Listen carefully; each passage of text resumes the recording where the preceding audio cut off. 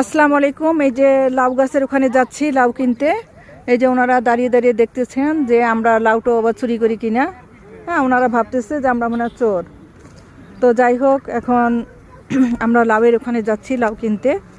হ্যাঁ, ওনারা খুব ভালো মানুষ, গ্রামের মানুষ খুব ভালো, এই আর কি। তো দুষ্টুমি করতেছে ওনারা। হ্যাঁ, এখন আমরা লাউ গাছের ওখানে যাচ্ছি, লাউ গাছ, ওখানে আমরা লাউ কিনবো, আপনাদের সঙ্গে সেটাও শেয়ার করব। হ্যাঁ, আর আপনারা কোন ধরনের ভিডিও দেখতে চান অবশ্যই কমেন্ট করে জানাবেন, আমি চেষ্টা করব। হ্যাঁ, আমি তো একজন মহিলা মানুষ, বুঝেন তো, যখন তখন বাইরে যেতে পারি না।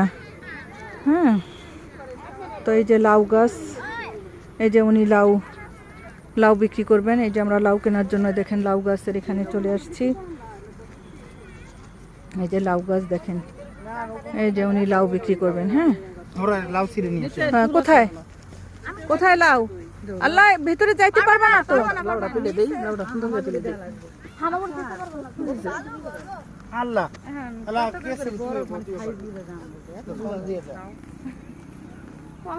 আল্লাহ, কত কষ্ট করতেছে মেয়েটা আমার, ভাস্তিটা অনেক কষ্ট করতেছে।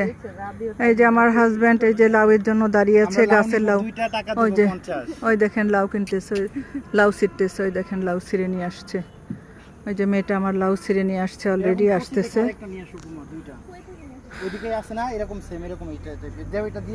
এই যে কয়েকটা লাউ, ওই যে দেখি লাউটা একটু দেখি।